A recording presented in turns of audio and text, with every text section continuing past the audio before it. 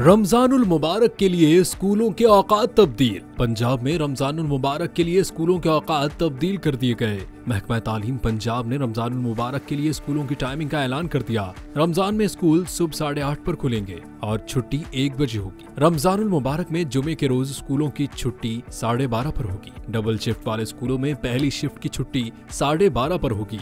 दूसरी शिफ्ट के तुलबा 1 बजे पहुंचेंगे और 4 बजे छुट्टी होगी। जबकि सिंध में रमजान स्कूल के शेड्यूल में मुख्तलिफ औकात मुतारिफ कराए गए हैं। सिंगल शिफ्टों में चलने वाले प्राइमरी स्कूल सुबह 8 बजे से दोपहर 12:30 बजे तक खुलेंगे। डबल शिफ्ट वाले स्कूलों में सुबह 7:30 से 11:30 तक क्लासेस होंगी। इसके बाद दोपहर का सेशन 11:45 से 2:45 तक होगा। सिंध में सेकेंडरी, हायर सेकेंडरी और एलिमेंट्री स्कूल एक जैसे रमजान टाइमिंग पैटर्न पर अमल करेंगे।